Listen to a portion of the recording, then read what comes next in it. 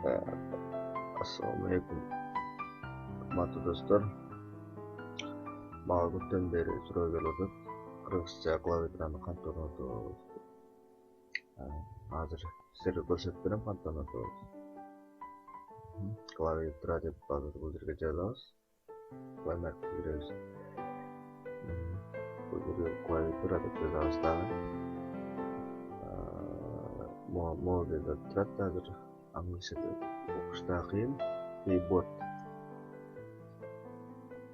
Keyboard. Yani жазабызда жүктөйбүз телефонубузда. Biraz күтө турабыз. Кийинки сабактарда башкача түрлөрүндө көргөзүп берем азыр. Мегабайт көбүрөөк экен, бирок стандарт түрдө ушуну күтө алсаңыздар болот. Өтө жакшы. Клавиатура. Biraz күтө турабыз. Мына бизге да жүктөлүп калды.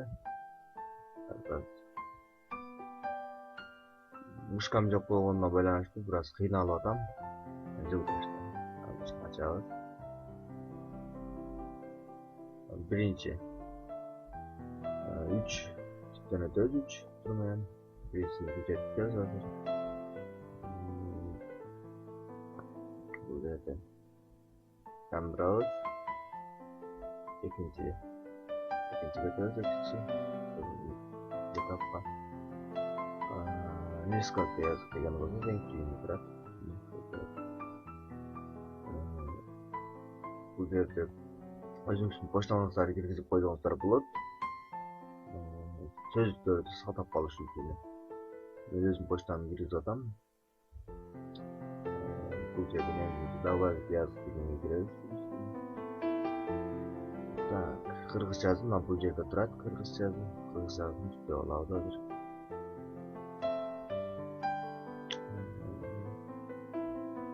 Kırgızча жазым ичке коебуз, жандырыш үчүн.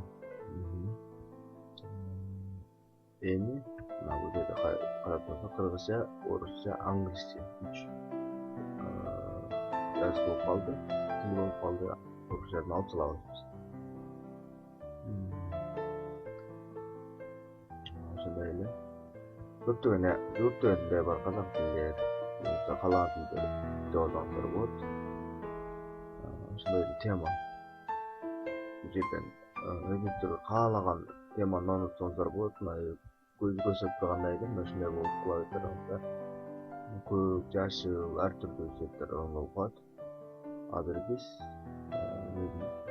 ар дайым колдонуп жүргөн теманы колдонам. Мына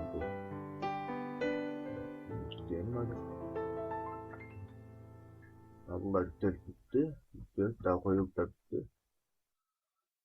Азыр биз готов уже. Бул жерден ар кандай алсаңыздар болот. Өзүңүздөр настройка алсаңыздар болот. 1-2-3-4 оң жакка, сол жакка жылдырып дегенде негизи стандарттык өзүнүн сразу дароо эле настройкада болот. Ошондой сиздерге ыңгайлуу болуш керек деп ойлойм. Бул жерден карайбыз. Бардыгы жакшы. Теманы бир жолу карап коюшубуз керек. Дагы бир жолу коюлуп. Мына бул жерде турат коюлуп. Эми биз жазып көрөлү, башка социалдык тармактарда, интернетте жазып көрөлү. Биздин клавиатурабыз иштеп атабы, иштебей атабы.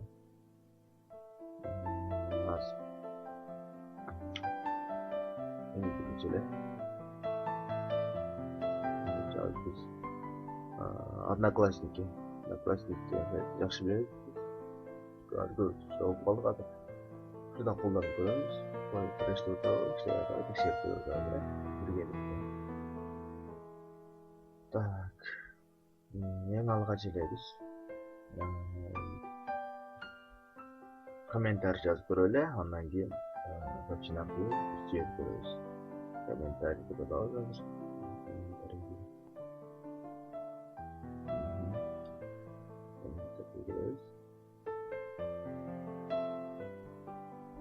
Мына дароо эле иштеген бая калып турат. Биздин клавиатурасында эмес болчу. Так. өтө сонда деп ала. Өөнү басып туруп, сол жака юлдуз алыңыздар. Onu басып туруп, өй чыгат. Жана ошондой эле мына үстүлөрүндө карап турсаңыз өзү сөз кошуп берет. Турам ишесиңер өз оңдоп дегендей. Ошол жазып кылып коюп турат бул. Бунун баардыгы электрон дарегиңиз аркылуу ишке ашат деп эскерте кетмекчимиз. Электрон дарегчеңиз ушулардын баардыгы сакталып калат деп автоматически жазып аткан маалым болчу.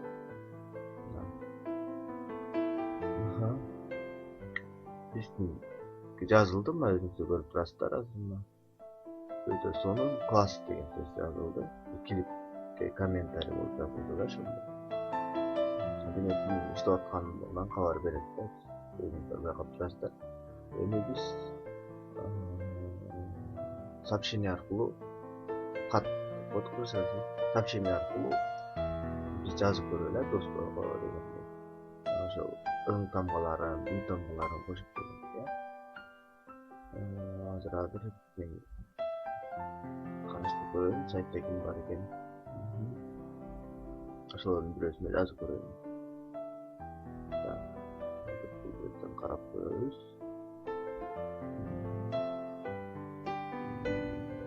Бул менин классташым болот азыр. Классташым жазып көрөйүн. Кандайсың деп как раз ың кошулат. Кандайсың деген. Кандайсың деген. Жазып көрөйүн.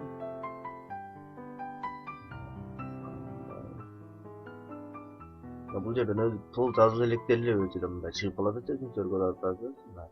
Бул негизи жакшы клавиатура. Качетет дегендер 5 деген тамганы коесуздар деп толук ишенип кетем. Мына басып туруп оң жакка бассаңыздар, кандайсың деп ың сөз колдонулду. Солдук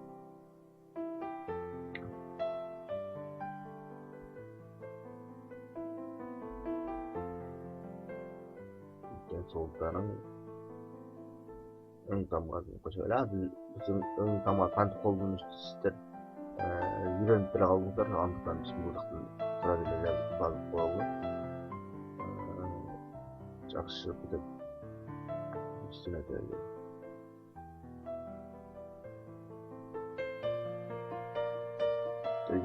Бул жерден дароо эле чыгып калат, биз толук жазбайт эле. Эң жазганга дагы, башкаларга дагы комментарий, сообщение жазганга дагы эң ыңгайлуу клавиатура деп айтсам болот. Биз азыр Одноклассникте иштеп жатат, уже иштеп жатканды көрдүк биз.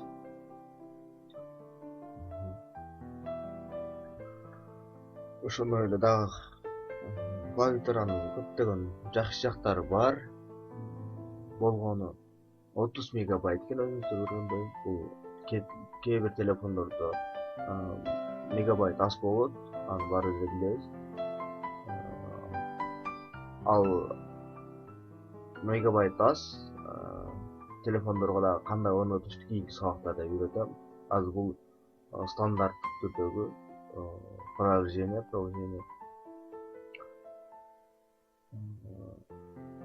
Кийинки сабактарда мен жөнөкөй телефондорго кантип орнотот, компьютерлерге кантип орнотот, ушулардын ноутбукка кантип орнотот, ушулардын бардык нерселерге толук айтып берем. Бул биринчи сабак болду, жана биринчи видео сабагым десем болот.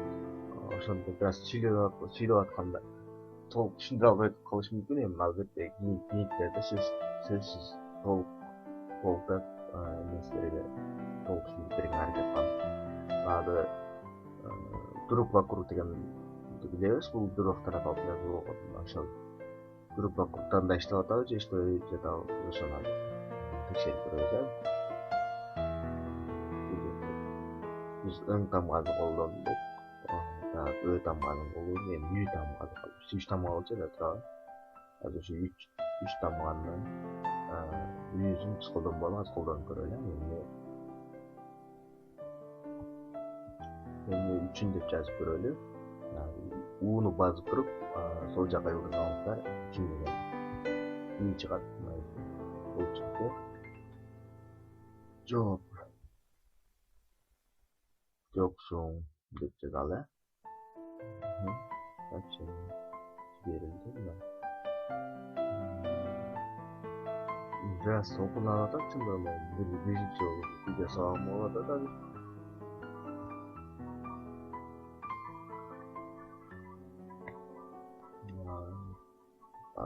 başka жазып көрөдү.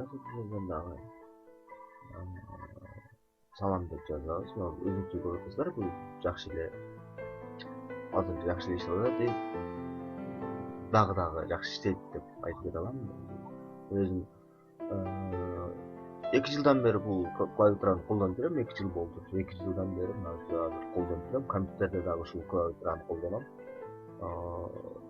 Телефонумда деле планшетимде деле ушул клавиатураны колдоном. Бирок клавиатураны.